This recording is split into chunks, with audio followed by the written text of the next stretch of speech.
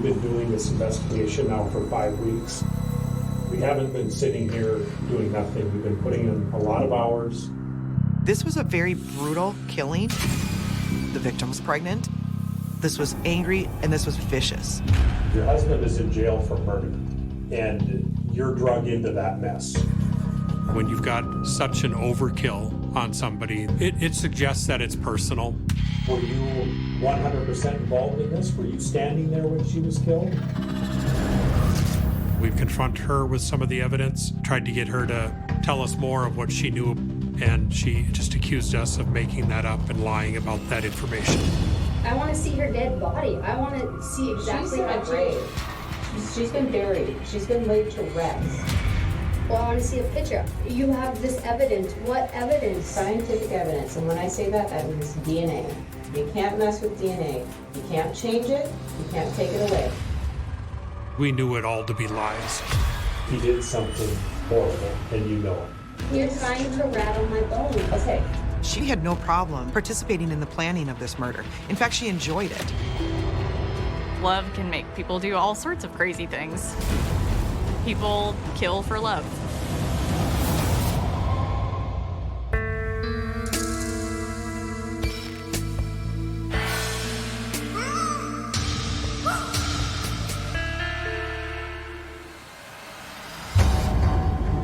November 13th, 2015, Minot, North Dakota.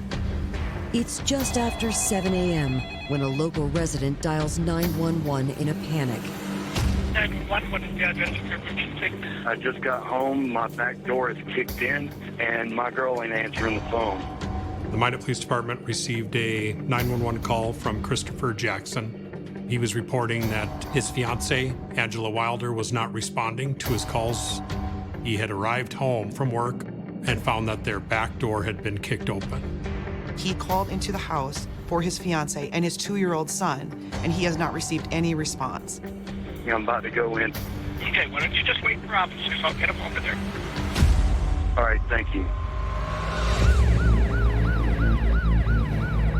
Minot officers arrive within minutes and are met by 32-year-old Christopher Jackson.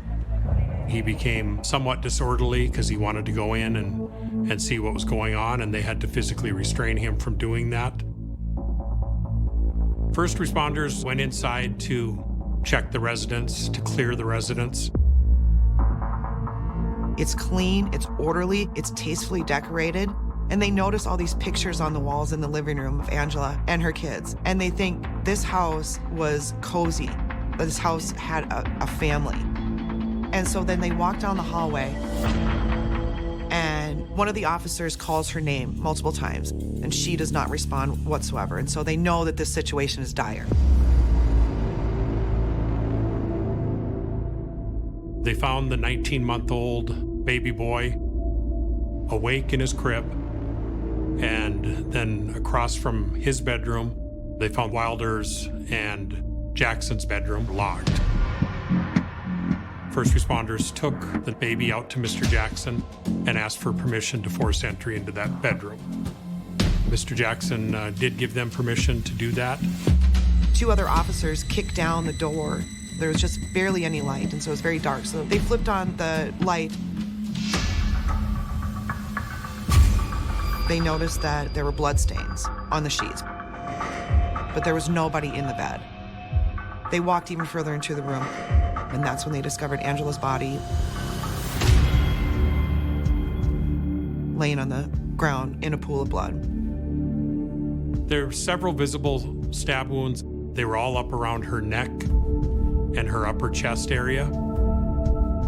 It was very obvious that Angela Wilder was targeted in this murder. It was school time.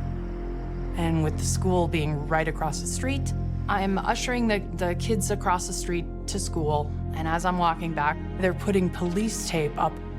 I looked at the officer and I pointed at the house and I said, "What is going on? I have friends in there." And that's when he just said, there's nothing I can say. I had no idea what was going on. I just knew that it wasn't okay. Angela, she was very sweet. I just remember being very concerned. Originally from California, Angela Small had spent the majority of her young life in Phoenix City, Alabama. I grew up in the same church as Angela. She was really sweet, like timid around people she didn't know, but very extroverted around people that she was familiar with. And so I think she thrived around people that she knew and loved. Angela was very heavily involved in her church. She attended all of the group activities, all the youth activities. She completed her seminary work. She was very devout to the Mormon faith. After high school, Angela moved 250 miles away to attend the University of South Alabama on a full Army scholarship. But her path dramatically shifted during her first semester. She meets somebody, and they begin dating. But then all of a sudden, Angela finds out that she's pregnant. She decided she was going to keep the baby. The Army really wanted scholars to focus on their studies, and so she did have to drop out. The relationship with her child's father was short-lived. So Angela moved back home to Phoenix City and reconnected with her church. A man named Richie Wilder was attending that church as well, and he was a growing leader. She really liked him. He had a job, he had goals for his future. Angela and Richie start dating. Richie was very charismatic, outgoing, very cute and charming, and he fell head over heels in love with her daughter, and he was around them all the time. They got married in January of 2009. They were really excited to see what their future was going to hold, and Richie was really excited to be able to adopt Angela's daughter. Shortly after getting married, Richie joined the Air Force. Angela was a little reserved about him going into the military, but they kind of wanted some financial stability.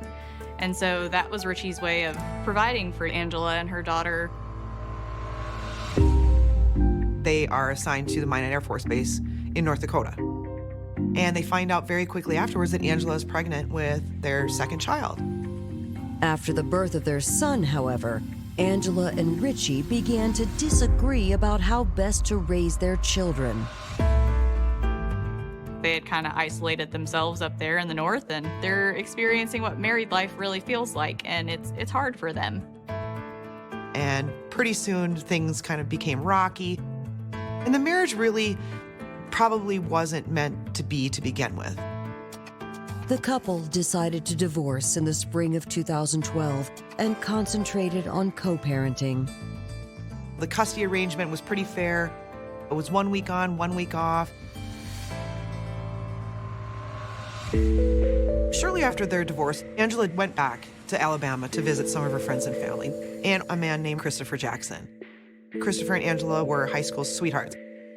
A few weeks after she returns home from that trip, she discovers that she is pregnant with Christopher's baby. He ended up coming up to Minot to be with her, and eventually they were engaged. Angela and Chris, they weren't lovey-dovey, like hanging all over each other, that sort of thing. But you could see an admiration that they had for one another. Angela liked school. She had drive. She talked about how much she liked to help people, so being a nurse made sense for a field for her. Angela enrolls in nursing school. Christopher gets a job at Walmart working overnights, and the two are really trying to make a life together. 28-year-old Angela gave birth to her third child in 2013. And in October 2015, she learned she was pregnant with her fourth. She was happy. She seemed happy. But just 2 months into her pregnancy, authorities have been called to Angela and Christopher's home, where Angela has been found stabbed to death with their 19-month-old son in the next room. I met with patrol officers. They kind of updated me what they had found and what they've seen. One of the things that the police officers discussed was they could not figure out why Christopher did not go into the house. Christopher instead had dialed 911.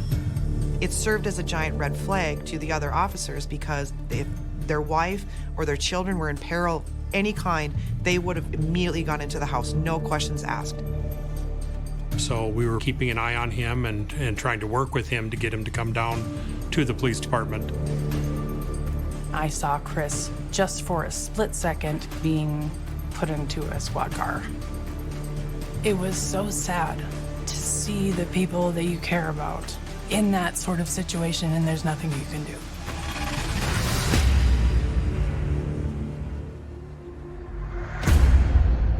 Coming up, detectives learn about an enemy in Angela's life. If you go home, they've probably been through it. He doesn't like her, she doesn't like him. And a new romance will be tested when it becomes the focus of the investigation. I trust my Let husband me tell you something, though. 100%. Well, then you're wrong. I don't think that apart they would have carried out this vicious murder, but I think that they fed off of each other quite well.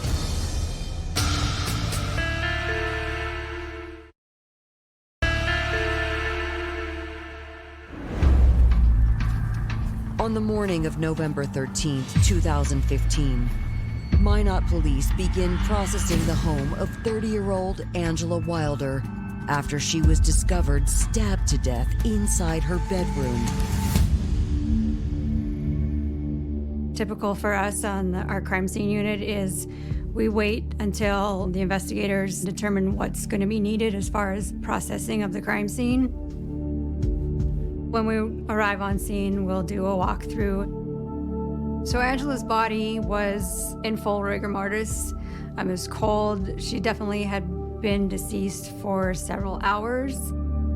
She had an extensive amount of stab wounds, all concentrated around her neck and her upper torso, her shoulders.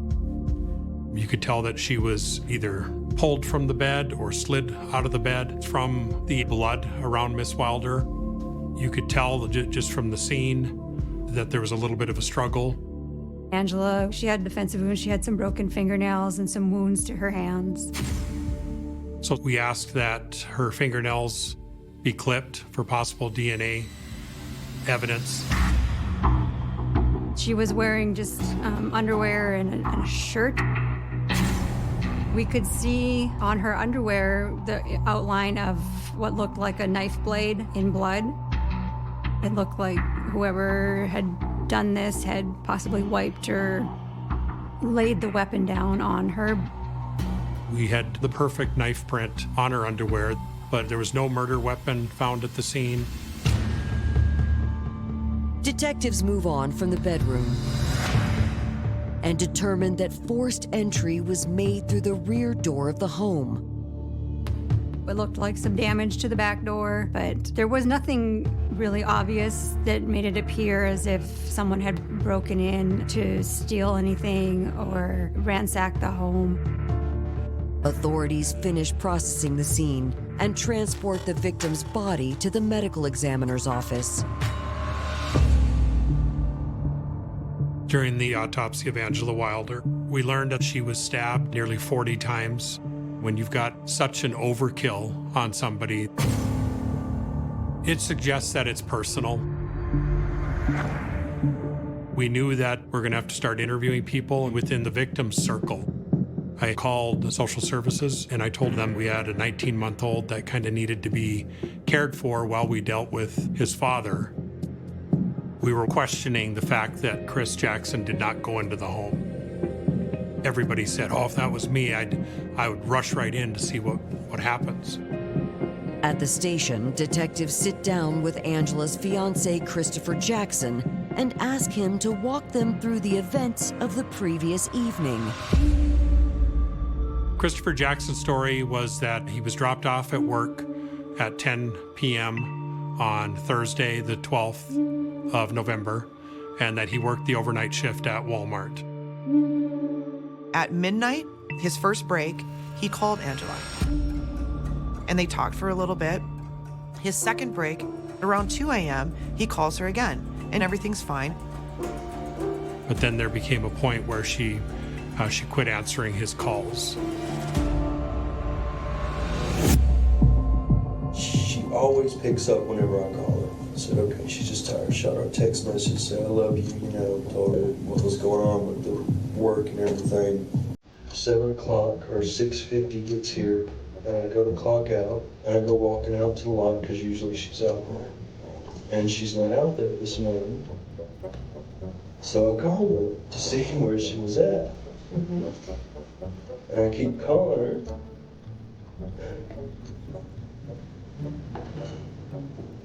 And she's not picking up the phone.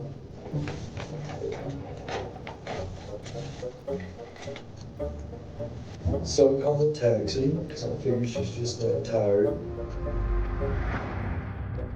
When Christopher Jackson arrived back home, the rear door was kicked open.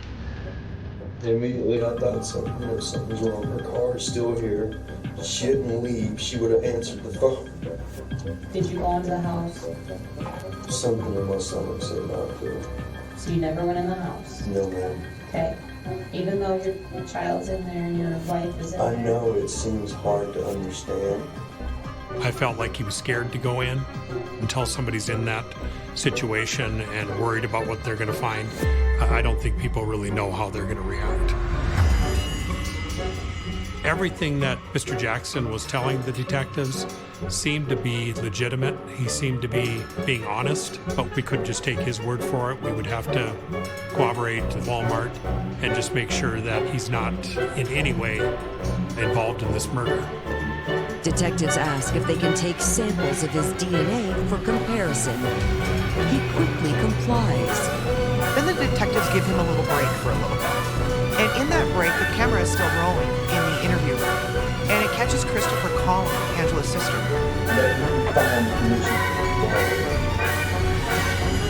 At this point, we needed more information on what he knew about Richie's involvement in this murder.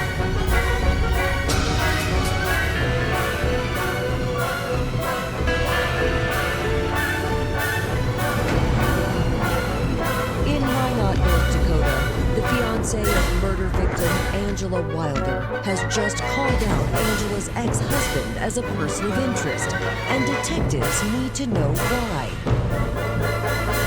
They return to the interrogation room and press Christopher Jackson for more details.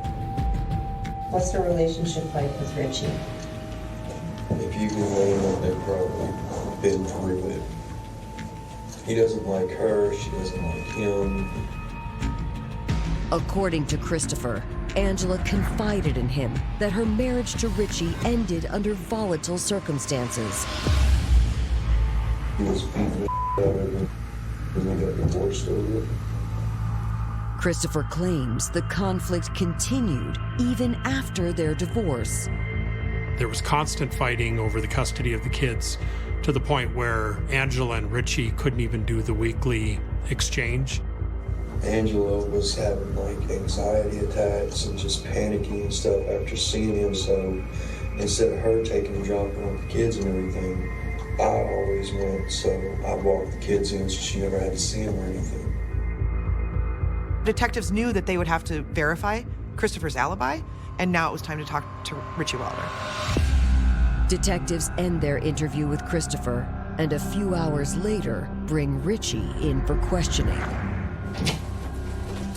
Hello. Hi, are you Richie? Yes, ma'am. Hi, Richie. My name's Detective Krista Mattias, Sergeant Detective Dave Goodman. We're doing an investigation here, and obviously this is serious. And I'll tell you, Angela's dead. Oh, really? He made the comment very nonchalantly, oh, really? And didn't seem to be too concerned about that at all.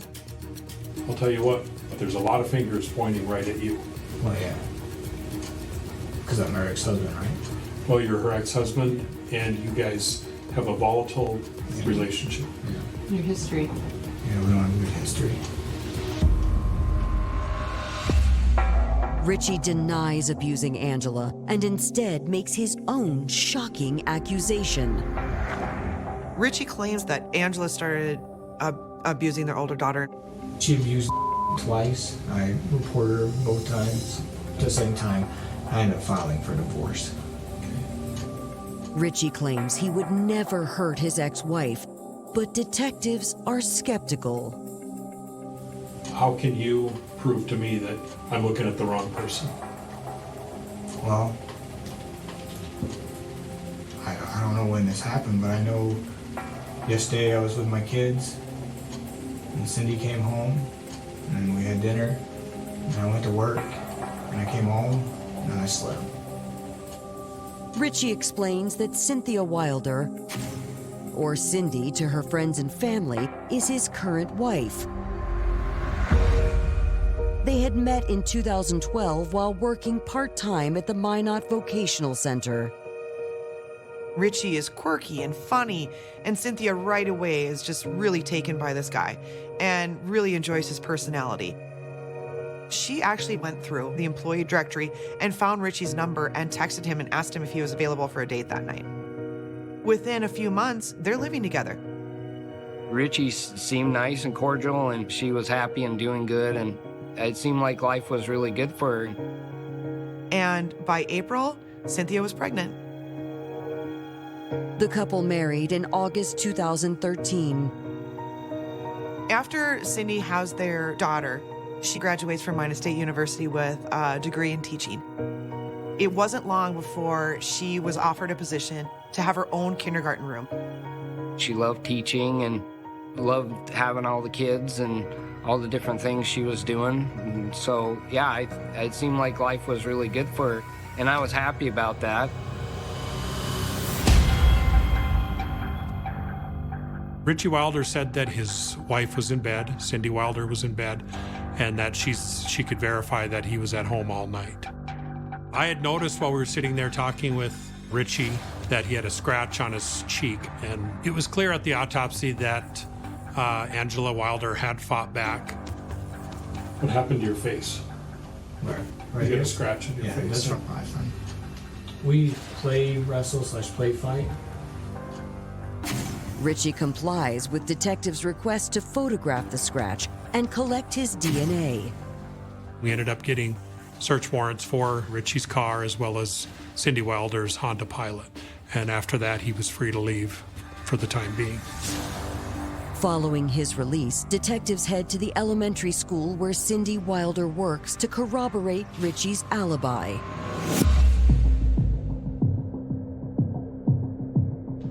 We're investigating something that has to do with Richie's ex-wife, Angela. She's dead. And we need to get to the bottom of it. Telling her the information about Angela, she also didn't seem to be overly concerned about that news. The detectives asked Cynthia to confirm Richie's alibi, and Cynthia repeats it almost verbatim. He got home like 11:30, 11:45. Were you awake when he got home? I was in bed, but I was still. She said she woke up several times throughout the night, checked on their children. Where was he at when you got up? He was in bed all 3 times you woke up? Detectives wrap up Cindy's interview and proceed with the warrant to search her car.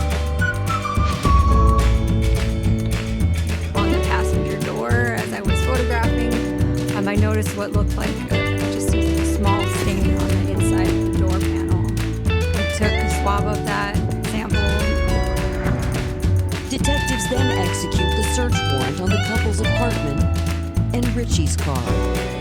We did that search and did not locate anything of any evidentiary value that would help us in this murder investigation. With their suspicions growing against Richie and Cindy, detectives speak to Angela's friends and family about her relationship with her ex-husband. Richie did make accusations that Angela had been abusing their kids. I personally do not think that was even possible. I never saw that side of her. Angela Wilder's mother and her sister said that he was lying and that there's no way that it had gone down the way that he had said.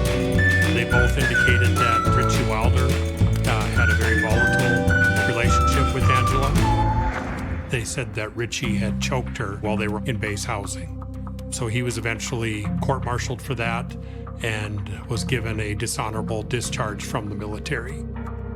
It was brought up several times by family that Richie's the one that's responsible, Richie's the one that we need to be looking at. The main working theory was he planned to just remove her from the picture because then he wouldn't have to worry about any issues with custody. He's got the strongest motive that we have heard so far, but we just don't have the proof. Detectives received the DNA results from the crime lab nearly a month later. The blood swab that was collected from the front door of Cindy's Honda Pilot came back to be Angela Wilder's blood. So we knew at that point Cindy had some involvement. The analysis of the fingernail clippings showed that there was DNA under Angela's fingernails. DNA that could be matched to Richie Wilder.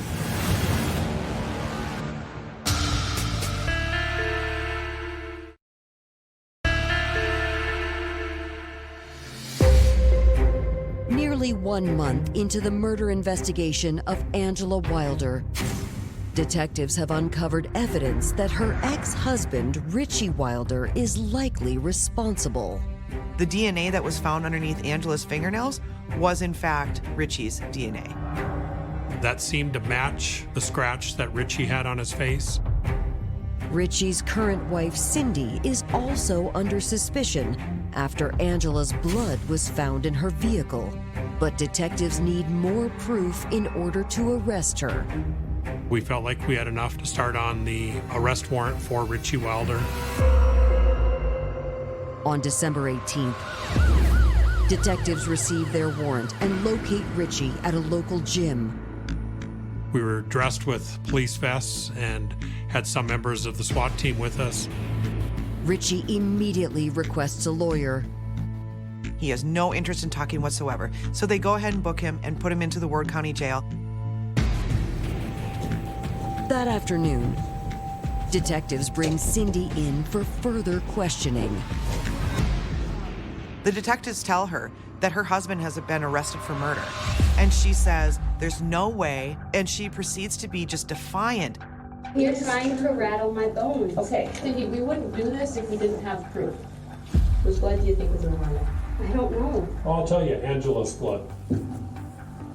Where was it? It was in the Honda.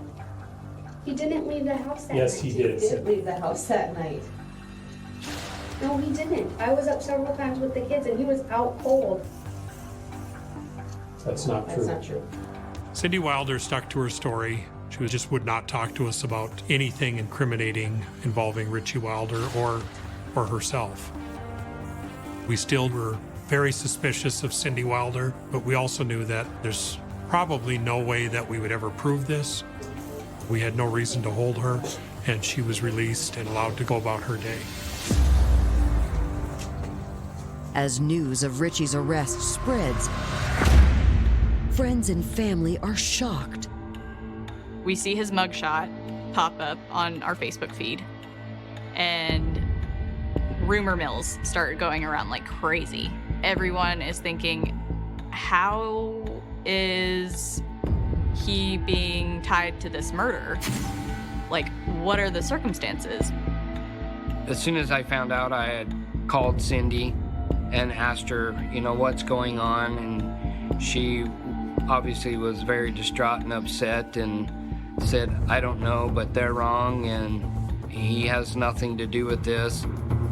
Cindy said he was a great guy, but just kind of watching them interact, I felt like maybe he was controlling and she was kind of going along with it. I didn't know how involved she was or wasn't, but I always felt that she knew more than she was willing to at least tell me. In March 2016, 4 months after the murder, detectives get a call from Richie's lawyer. He said that Richie wanted to tell us exactly what happened. Detective Mattias and I went to the Ward County Sheriff's Department and asked that they have Richie Wilder brought up from the jail. His attorney was there. Richie begins his statement by implicating Angela Wilder's fiancé. he proceeds to tell the detectives this crazy, outlandish story of how Christopher had somehow recruited him into a plot to get rid of Angela. Chris said he kind of came up with an idea to, like, where I could get full custody of my kids and he could get full custody of his. And he said he thought that she was cheating on him, you know? So according to Richie, the night of November 13th at 2 a.m., a phone call comes in from Christopher Jackson. He's like, I'm pretty sure that guy's there. He's like, why don't you come down and get me? And then, you know, we'll head up and catch him in the act. So I was like, all right. So I just threw some clothes on real quick, you know, got in the car, drove to Walmart. We drove back to his house.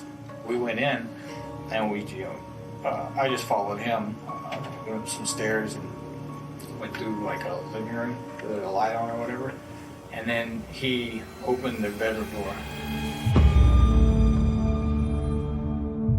It looked like there was two people in the bed. And of course, when we pulled back the cover, the first thing I noticed, there wasn't a person on the left. That was a body pillow. But he grabbed her and he just started stabbing her. And, he just kept stabbing her. And I was like, what the f*** are you doing, man? I ran over there. He's in tears as he's explaining this. And he said he went over there and checked for a pulse. There was just blood everywhere. And like as I would touch her pulse, whatever, she like leaned up and like scratched the mess out of my face. I grabbed her hands. She was just like, I love you. Detective Matthijs and I were just letting Mr. Wilder talk and tell this story. He just kept digging his hole deeper and deeper.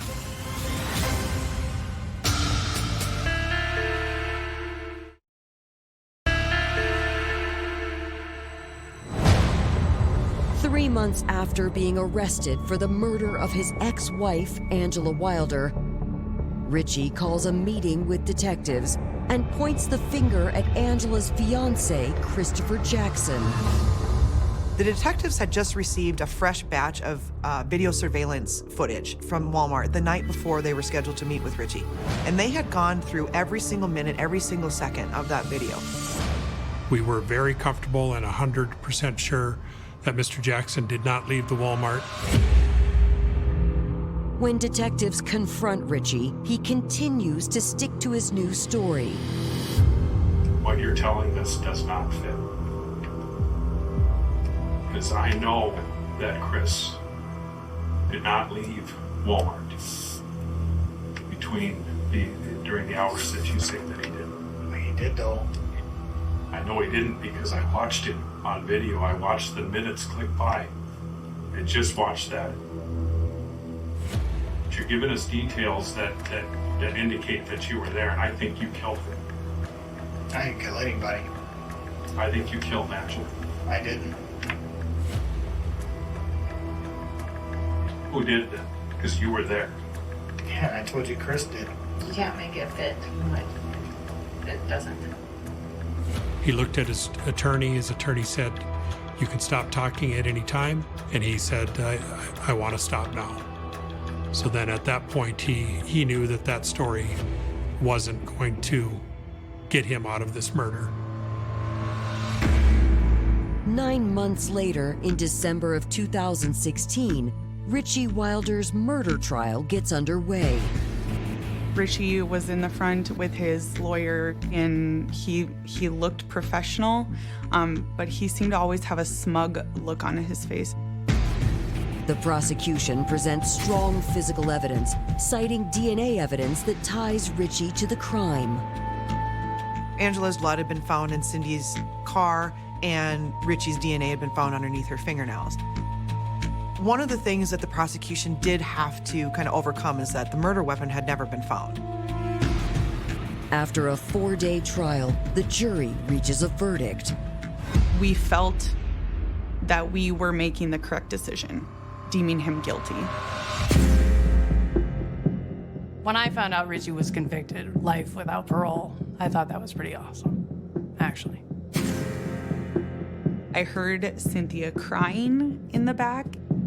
She was so committed to her husband and how he was a good man and he wouldn't do this. Just almost like she had such a hatred as well for Angela. I always had a thought that she was involved somehow. Cindy loved to get on camera and tell her sob story. There was several times she'd be crying and still expressing her support for her husband and claiming that he didn't do it. None of it makes any sense to me at all. He's a good man. He's a good husband.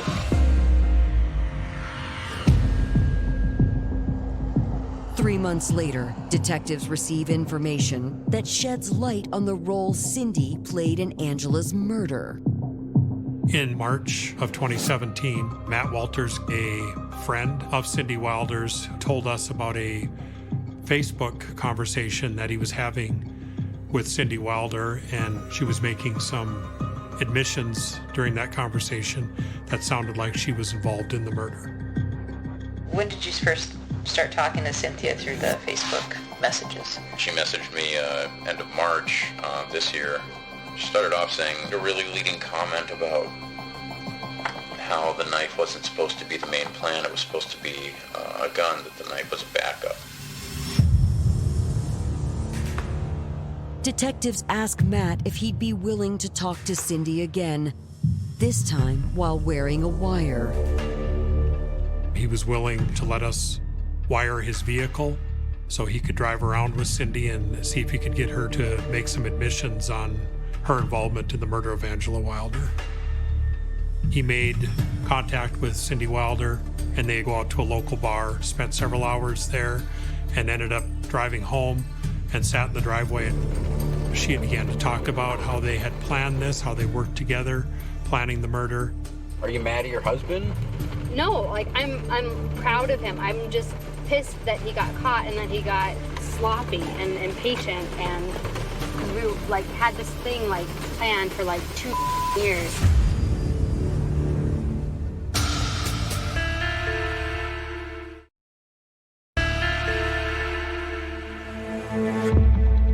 Three months after, Richie Wilder was sentenced to life in prison for the murder of his ex-wife, Angela. Minot, North Dakota detectives are building their case against his current wife, Cindy, after she implicates herself in the murder plot. Matt Walter's vehicle was wired, and Matt slowly got her to start talking about her involvement in the case. She was telling him that they were fighting over the kids all the time.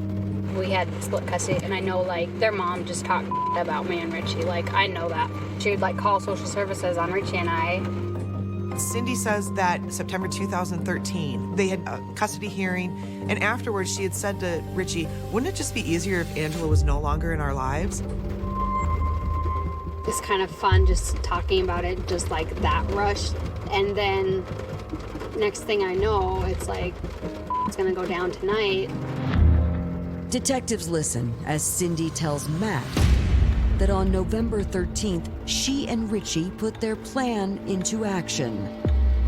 Like, she put up a good fight. Like, she did. Well, I'm sure she was fighting for her scratched life. his face, like, and that's what got him too, was, like, if it was me, I would have gone back and cut her fingers off. I would have burned them. I would have lit the house on fire.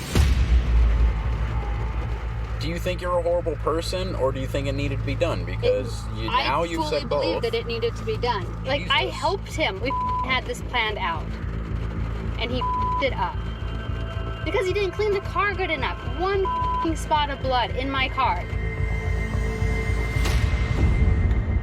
Cindy's taped confession is more than enough for prosecutors to charge her as a co-conspirator. On May 19th, Detective Mattice and I went to Washington Elementary School, where Cindy Wilder was now currently working as a kindergarten teacher. She did not say anything. Much like Richie, once she was arrested, there was nothing more that she was going to say.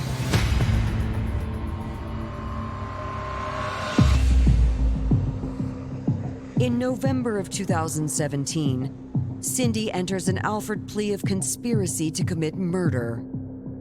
She accepts the fact that the evidence that the state has against her is overwhelming and enough to convict her on this charge.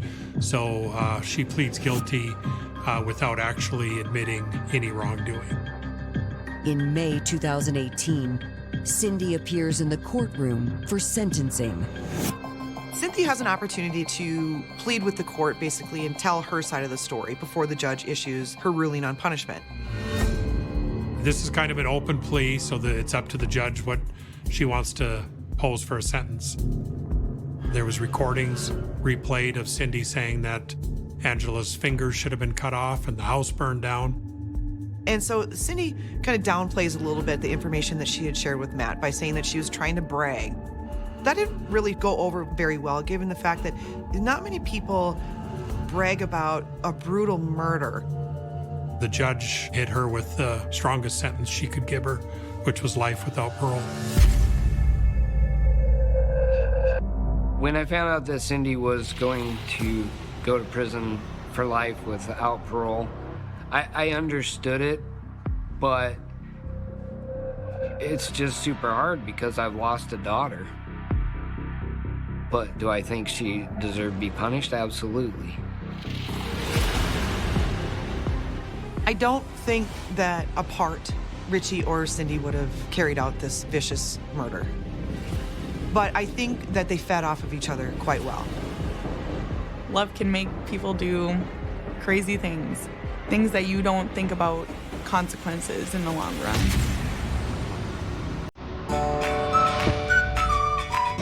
Well, isn't it said, love makes people do crazy things?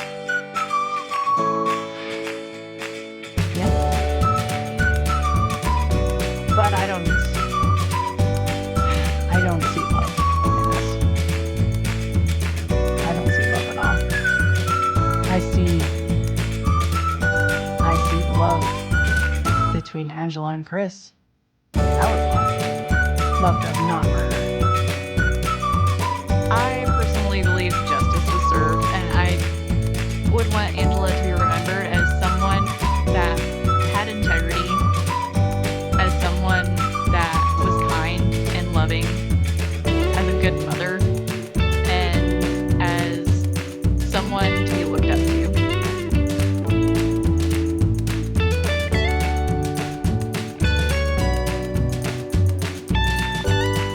Listening to this podcast, so I know you've got a curious mind. Here's a helpful fact you might not know yet. Drivers who switch and save with Progressive save over $900 on average. Pop over to Progressive.com, answer some questions, and you'll get a quick quote with discounts that are easy to come by. In fact, 99% of their auto customers earn at least one discount. Visit Progressive.com and see if you can enjoy a little cash back. Progressive Casualty Insurance Company and Affiliates. National average 12-month savings of $946 by new customers surveyed who saved with Progressive between June 2024 and May 2025. Potential savings will vary. A soldier's brutal murder shocks a Georgia military base. We had a deceased service member, and the circumstances around his death were unknown. He'd been so badly beaten that he actually had brain matter exuding from his skull. Witness accounts point to a suspect close to the victim. He wanted to go animal tracking. My uncle and my stepfather both went into the woods. Only one came out. She said he looked crazed in his eyes. But as the investigation unfolds, detectives sort through lies and misdirection to catch a ruthless killer driven by greed. Everything she said was a lie. Every emotion she displayed was fake. He went from fighting wars just to come home and die? Like, that makes absolutely no sense to me.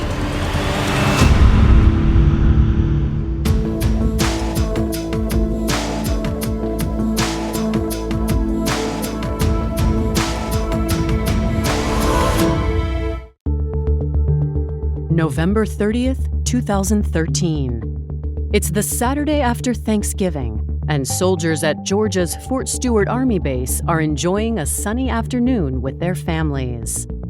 Fort Stewart is quite large, and it's home to about 20,000 soldiers.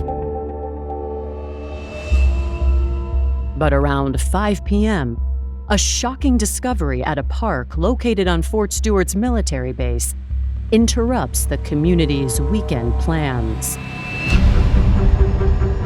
A 911 call came into the Fort Stewart 911 dispatch center, reporting a body, a male, found just about 10 feet into the wood line. The victim was not conscious, but was alive and was struggling to breathe. The gentleman who called reported that he and other military members were rendering aid. He'd been so badly beaten that he actually had brain matter exuding from his skull. There was no identification on this victim. He had like army boots on. And so that led us to the thought that this was possibly a soldier.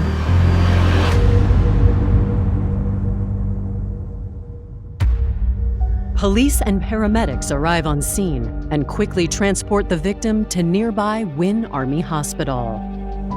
The victim did not survive the attack very long. He was pronounced dead. His skull was badly fractured in a number of places. He had a number of lacerations.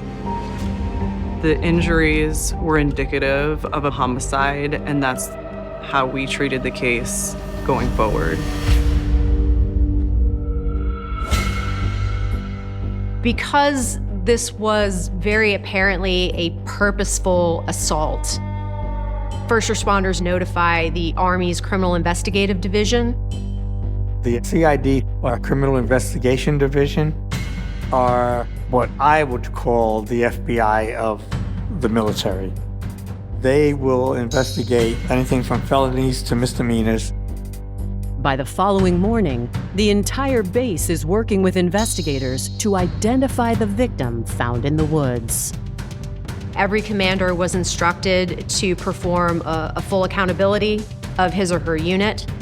The only soldier on the base that had not been accounted for was Specialist John Eubank.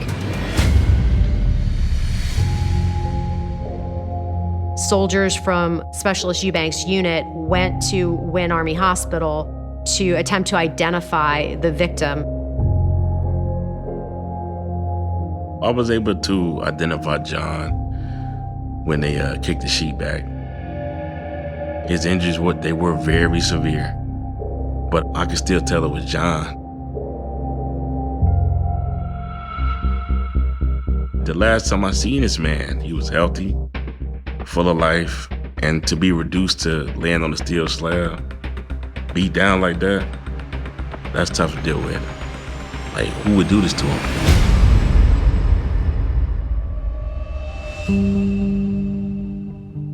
John Eubank was born on December 15, 1983, in the remote Alaskan town of Mountain Village. John's family were Yupik Alaskan natives, and his indigenous heritage was a central part of his identity. John was definitely big on his culture, being a Native American. He was always big on family and taking care of his family and always looking out for them as best he could. John was never scared to show that he loved his family. He would talk about his family and how they would do everything together. Growing up in a town of less than 1,000 people made John eager to see the world. So a few weeks before his 20th birthday, he enlisted in the Army. I served with John for 2 deployments. He was a goofball. And no matter what kind of mood you were in, he would always put a smile on your face. After basic training, John was deployed to Iraq in 2004, where he served as a heavy vehicle driver. We were part of the same team. We provided transportation security. The thing that stood out to me the most about John on deployments, he tried his best to keep it cool and calm. He dealt with pretty much everything that you could imagine being shot at with. Because John was from Alaska, we gave him the nickname of the Alaskan Assassin. Between 2004 and 2008, John served 2 deployments in Iraq. As much as he loved the service, he began dreaming of having someone to come home to. John was looking for someone that loved him as much as he would love them. But when it came to dating, the brave soldier was in unfamiliar territory. He wasn't given really a lot of opportunities to date. And John wasn't the biggest social butterfly. To help overcome his shyness, John tried online dating while deployed. He soon hit it off with 34-year-old single mother Lily Mae Wells. After a string of bad relationships and moving around, Lily was looking for another chance at love. John explained to me that Lily's background, from what she told him, was a little rough. I guess she was abused. Lily would do a lot of pet rescue. She would nurse them back to health or get them back up to par and find them good homes. And that was something that she was very passionate about. Over the duration of the deployment, they would write back and forth, talk on the phone together. He couldn't wait to meet her when he got back. In the winter of 2008, John and Lily finally met in person when he returned home to Fort Stewart. She had came from Florida. He had told me that he was extremely happy about it. Lily was just the way that she was online as in person. After months of a long-distance relationship, the couple couldn't wait to spend every moment together. He had moved into on-post housing, and it wasn't long before they got married. It was like it happened overnight. He was telling everybody this was his wife, and, he was ecstatic to have somebody. John was equally excited by the idea of becoming a stepfather to Lily's children. When I first met him, I was not happy about it. I fought with him tooth and nail. But I warmed up to him pretty fast, I think. By the time John came into my life, I was already in my teens. He's about 10 years younger than Mom. He was young and he was still trying to learn what it meant to be a stepdad. I can understand now, when I look back at it, that he was just trying to figure out, where he fit in the puzzle. He would make these really funny faces, and there's no way you can not laugh. Over the next 5 years, John continued to work his way up the military ranks. But his hopes for the future centered on his family. John was hopeful to have his own children, but on the same hand, he loved those children like they were his own children. But tragically, that future never came to be. After surviving multiple tours in combat zones, John has met an unimaginable fate near the military base he calls home. We had a deceased service member, and the circumstances around his death were unknown. So it was our job to figure out how John Eubank was killed. Army CID initially processed the scene. They found some brain matter, they found teeth. It became clear to the investigators that this was the site of the actual assault. The crime scene provides few leads, but when investigators canvass the area, they learn that the killer may have made one costly mistake.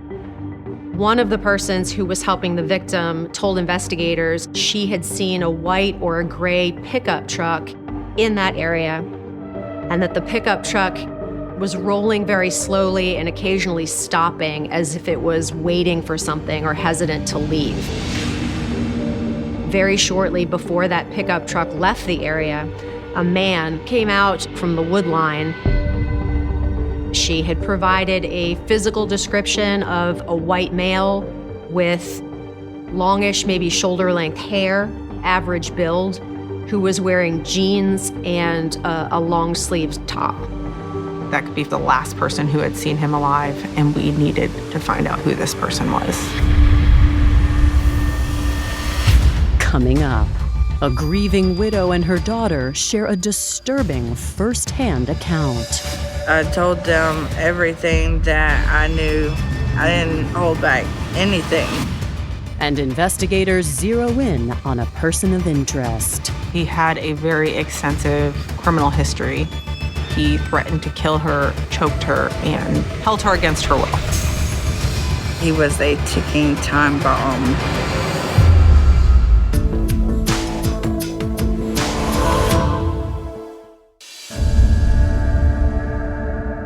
The day after finding soldier John Eubanks' body, military police are investigating their first lead after a witness reported seeing suspicious activity moments before his body was found. She had actually witnessed a man come out from the wood line, walk around the back of the truck, and get in just before it departed. Unfortunately, the witness did not see a license plate number for the vehicle, so identifying the suspect will take more legwork. At that point, staff sergeants in Specialist John Eubanks' unit decided to call his dependent spouse, and that was Lily Eubank. Lily answered the phone and told them that she was actually about to call the MPs because she stated her husband, Specialist Eubank, had not come home that night and that she had not seen him since the previous afternoon.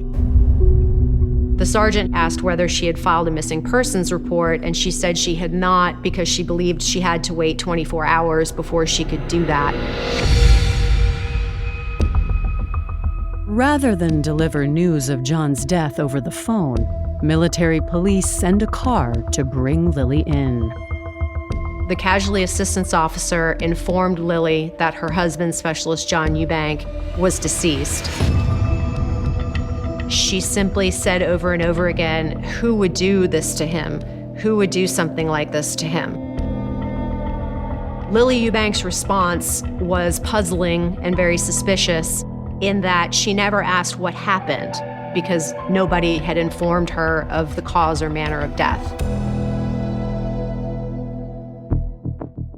Despite her grief, Lily does her best to answer investigators' questions.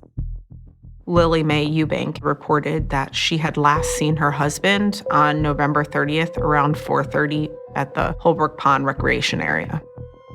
He wanted to go animal tracking, so she and her daughter, Angel Wells, had dropped him off to go off into the woods. He had told her to just go on ahead home, that he would walk home himself. John's body was found at 5 p.m., just 30 minutes later. Lily described her marriage with John as a good marriage. She loved him very much. He provided for their family, and he was the father figure to her 2 daughters.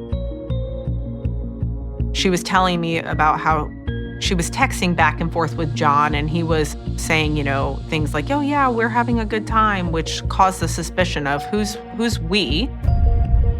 She explained that he was referring to him being with the deer. So these messages between her and John really gave me interest in what was on her cell phone. When I asked Lily to be able to search her cell phone, she seemed really open to the idea and not reluctant to share that with me.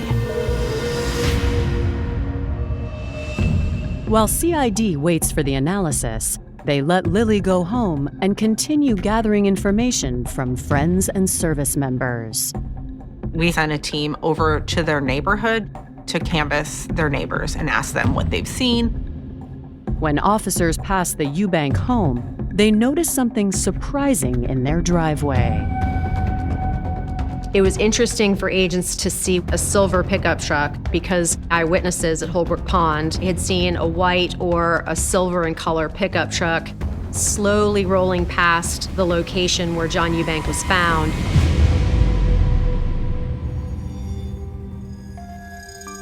When speaking with neighbors, they confirm that Lily drives the truck, and also share another piece of information Lily left out of her statement. Some neighbors reported that on the evening of John Eubank's murder, which was November 30th, they saw a person they knew to be Lily Eubank's brother, Carl Swain, departing the residence. In her timeline, she never once mentioned that her brother had been in town visiting. My Uncle Carl was a little off the wall. I asked her why my Uncle Carl had even came here, and she had told me that my Uncle Carl wanted to try to rebuild their relationship. Nobody really had a relationship with him because he's literally been in and out of prison my entire life. When investigators confront Lily, she says that Carl was in town for Thanksgiving, but she took him to the bus station that evening. He didn't live there, and so she took him to the bus station to send him back home. Agent Cicero demands to know why Lily Eubank wouldn't have mentioned that her brother has been in town. Lily responds that she was actually just trying to protect her brother Carl. She had purchased his ticket to travel from Alabama to Savannah and back. And the explanation that Lily gave was he had some sort of criminal history that would prevent him from traveling outside of the state.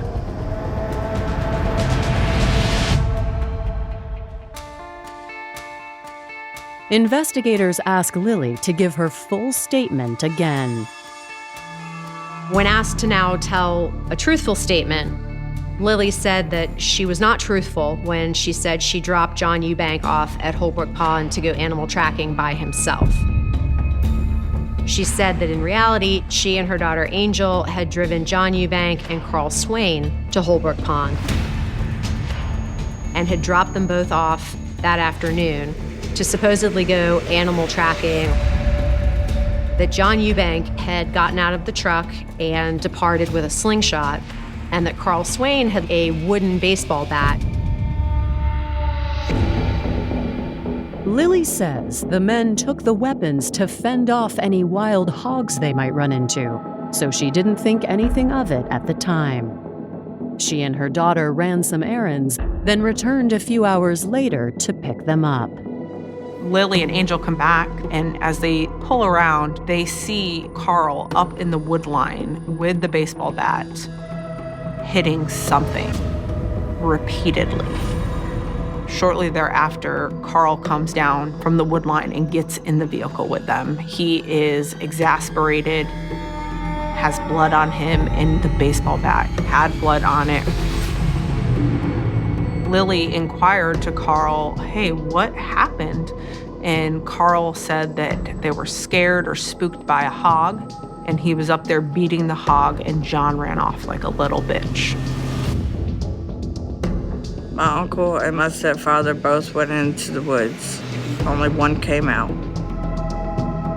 She said he looked crazed in his eyes and still a little amped up. Lily claims she took Carl's explanation at face value when it happened. But investigators are quick to challenge her story. As I continue to interview Lily, I kind of lay out all the facts to her of, okay, your husband went missing yesterday. You saw your brother beating, quote unquote, a pig in the woods. Your husband is deceased. Common sense would tell you that the likelihood that it was Carl who killed your husband is high. And she continued to claim ignorance. She believes that she's simply a sort of victim in all of this and that she never knew that was going to happen. Investigators keep pressing. The agents didn't believe her. They pressed her on that story. And ultimately, Lily admitted that she had seen Swain was beating something and it wasn't a hog, that it was actually the body of John Eubank.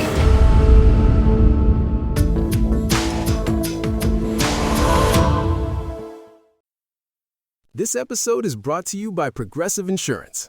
Do you ever think about switching insurance companies to see if you could save some cash? Progressive makes it easy to see if you could save when you bundle your home and auto policies. Try it at Progressive.com. Progressive Casualty Insurance Company and Affiliates. Potential savings will vary. Not available in all states. Lily Mae Eubank has just confessed to seeing her brother Carl Swain beat her husband to death. We knew she was involved, but we didn't know the extent of how she was involved at this point in the investigation.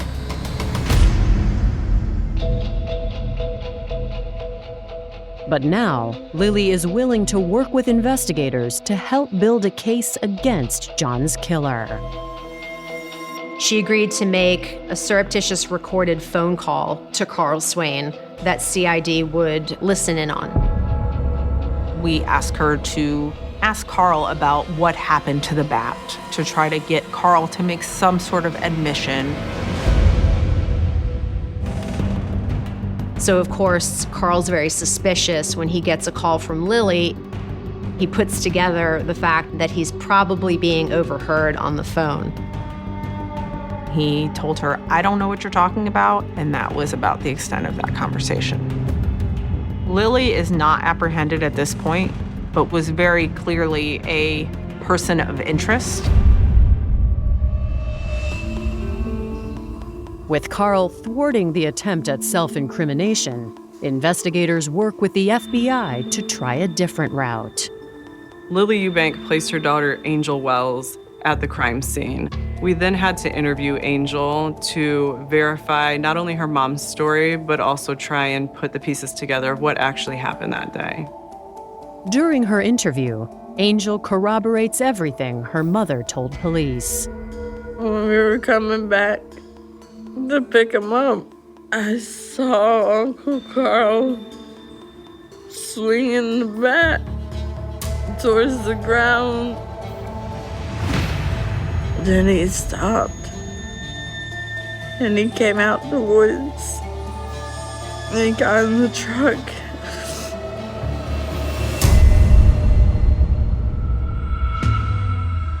He had blood splattered on his face, as if you would if you took spaghetti sauce on a spoon and splattered it on a wall. He said that he had hit the wild boar in the head, one hit, and busted his head open. I did not believe Carl. I asked Carl to see the bat. He handed it to me. There was hair still in the bat, splintered in the wood. Angel says she felt like she knew what really happened, but like her mother, she was afraid Carl might kill her too. I had no idea why my uncle would do that. My granny said that he was a ticking time bomb and he had anger issues. When investigators check Carl's police record, it confirms Lily and Angel had good reason to fear him. He had a very extensive criminal history. The most blaring was an assault against a former wife, where he threatened to kill her, choked her, and held her against her will. They wanted to make sure they got him into custody as soon as possible.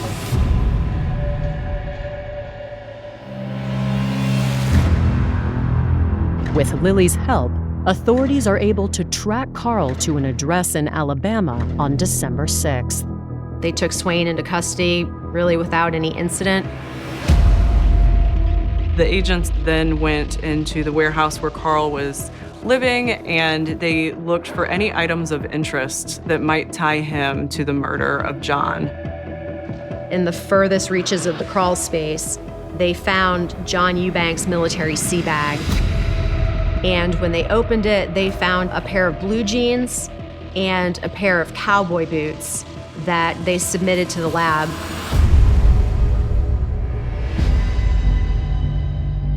Carl denies having anything to do with John's death, But results of the forensic tests show otherwise. It was determined that the genes contained the DNA of both Carl Swain and John Eubank. Carl is charged with first-degree murder and extradited to Georgia to face trial.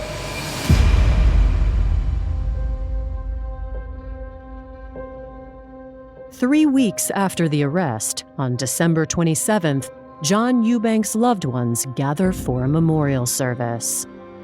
It was tough. When I had to hand his mother that flag at the funeral, that was the toughest thing I ever did in my life. But when John's fellow service members learn how he died, they're immediately suspicious. Nobody had ever heard of him going hog hunting before. We kind of had a gut feeling that something just didn't seem right.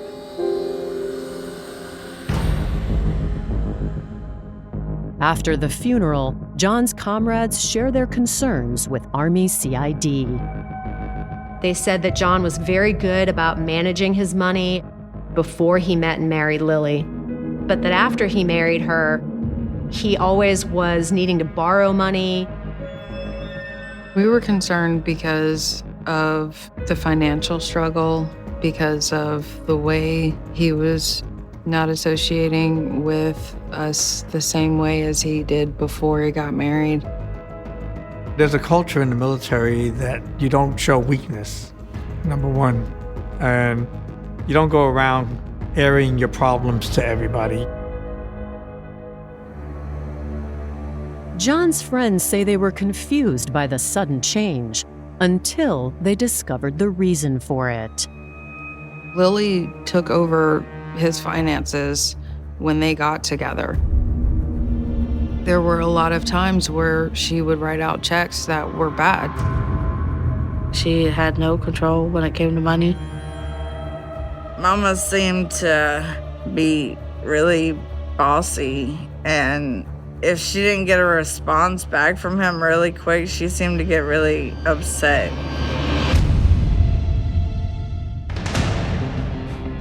And his fellow soldiers say John finally decided to do something about it during his last deployment. He was bound and determined to get the divorce when he came back home because he had had enough.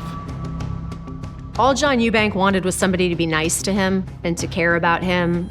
And when he came to the realization that Lily Eubank was never going to do that, and that all she wanted him for was his money and a roof over her head, he was bold enough finally to broach the topic of divorce. But once he did that, he was worth more dead than alive.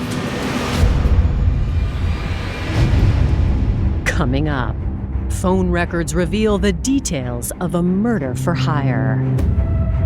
Each day involved a new type of plan to kill John Eubank. But can detectives prove who was behind it? She seemed relieved almost that she finally was done with hiding all the facts.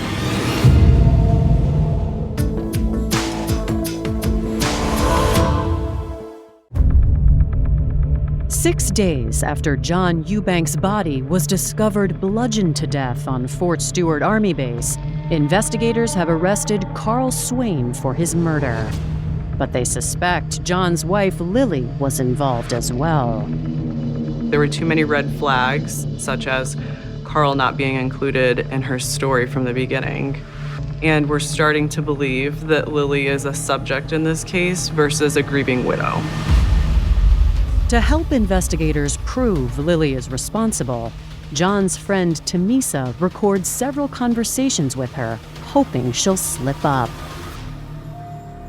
I didn't care if I needed to use my cell phone or wear a wire, wear a recording device.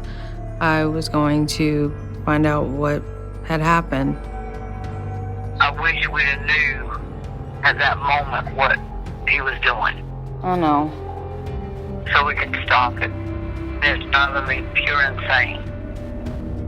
I had to think strategically because I really wanted to make sure that I didn't do anything to alarm her.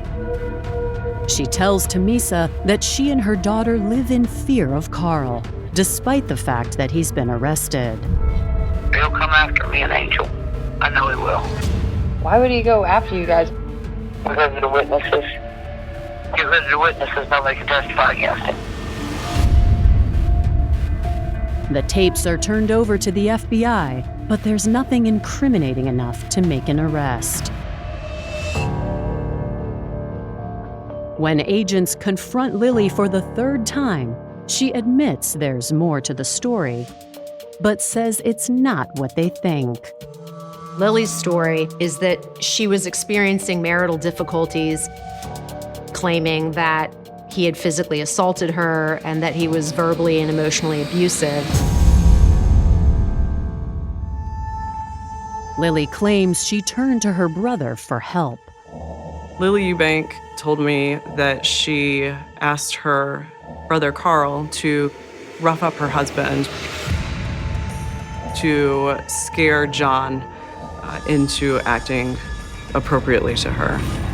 Swain was only supposed to beat John up with his fists, and instead he went wild and out of control and murdered him with his baseball bat.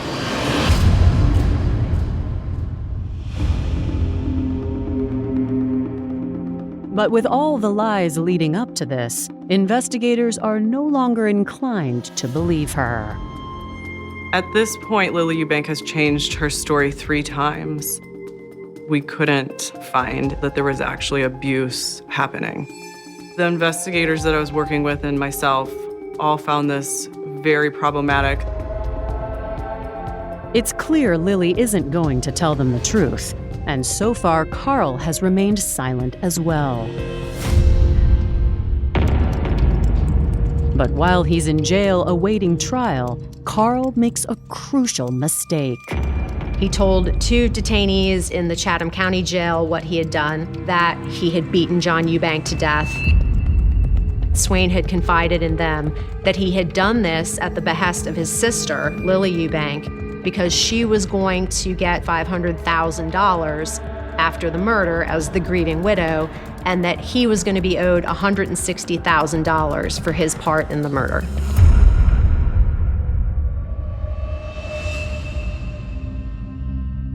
Service members are covered by something called the Servicemen's Group Life Insurance Policy, SGLI. Lily Eubank was the beneficiary of those life insurance benefits. Every emotion Lily Eubank displayed was fake. Lily Eubank cared about nothing other than Lily Eubank.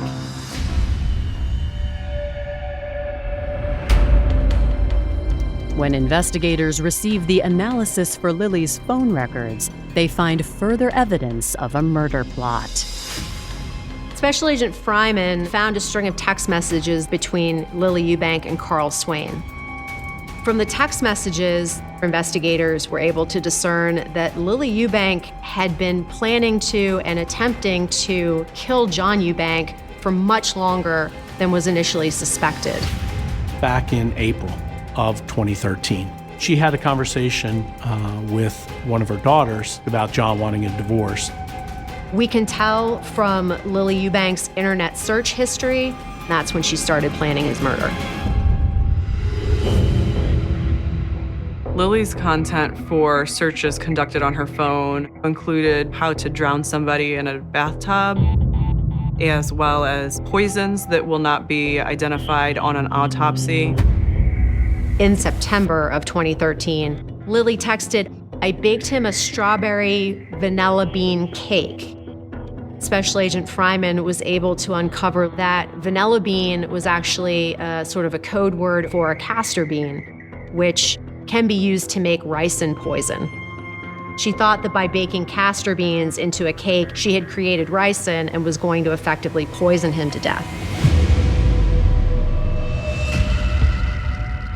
The attempt to poison John failed, but texts show Lily kept looking for solutions. One of the things that came up in discussion was a trip to Tybee Island.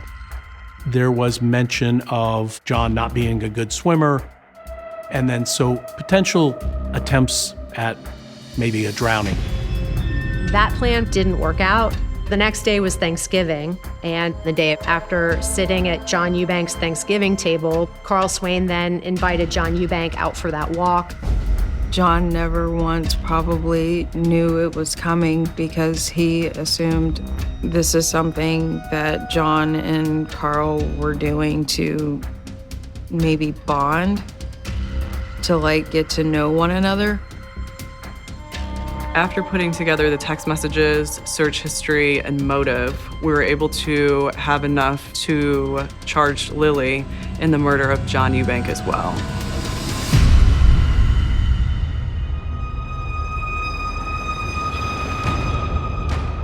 On February 26th, detectives confront Lily with the evidence. And this time, she has a different reaction. She seemed relieved almost that she finally was done with hiding all the facts. Lily Eubank confessed that in reality, she had not asked Carl Swain to beat up John Eubank as retaliation for some sort of abuse. It was simply in expectation of a $500,000 death gratuity. At this point, Lily was arrested and charged with murder, conspiracy to commit murder, and murder for hire. I was like, what the do you mean she's been arrested for what? Like, it didn't click at first. We were fortunate in that we had an excellent investigation that had produced overwhelming evidence, but a prosecutor still never walks into a jury trial thinking it's a sure thing. The defendant really has nothing to lose.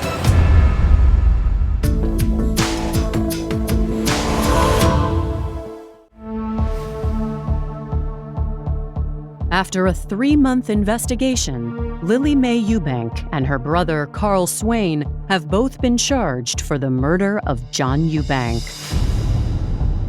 But as prosecutors prepare the case for trial, Lily tries to lay the blame entirely on Carl.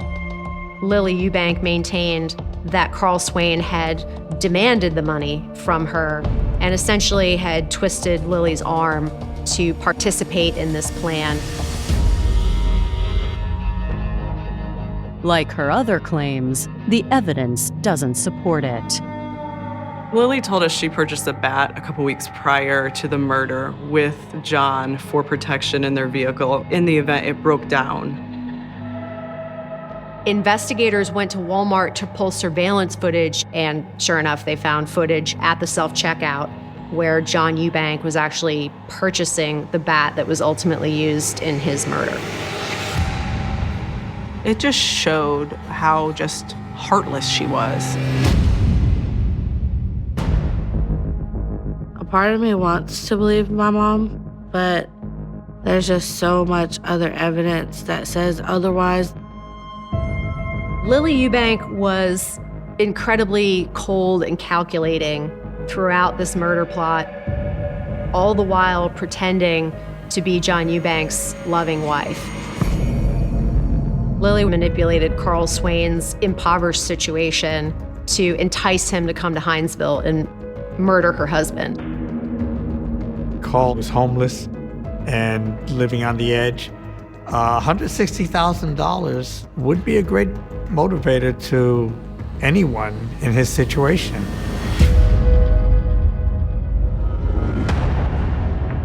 Not even jail stops Lily from continuing her manipulation tactics. She didn't like being in the local jail, so she would make herself seriously ill such that she would have to be transported to a hospital facility. When that behavior stopped working, Lily Eubank pretended to be absolutely catatonic.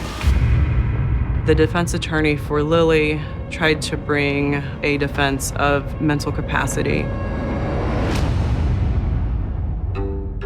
The ploy gets Lily what she wants, a psychiatric evaluation. But her plan backfires.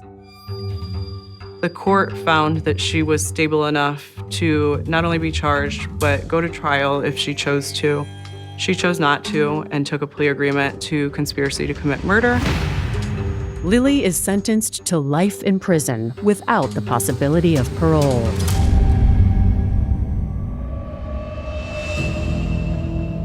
In March 2015, more than a year after John's murder, Lily's brother Carl goes on trial. The evidence was just so overwhelming. I don't think there was much the defense could do here. Carl was found guilty on all 3 charges: murder, conspiracy to commit murder, and murder for hire. Each of those charges brings a mandatory minimum sentence of life in prison. So Carl received 3 life sentences, and he will remain there without any opportunity to be released.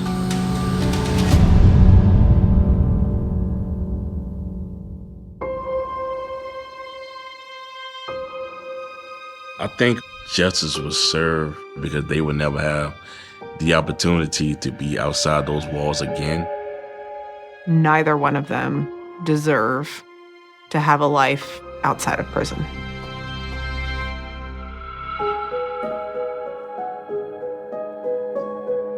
John should be remembered as a hero, a friend, and for just who he was to each and everyone. My dad did not deserve to die like that. He went from fighting wars just to come home and die. Like, that makes absolutely no sense to me. Carl Swain is serving a life sentence without the possibility of parole at USP Terre Haute. Although Lily was incarcerated in a Georgia women's prison, she secured a transfer to the Federal Medical Center.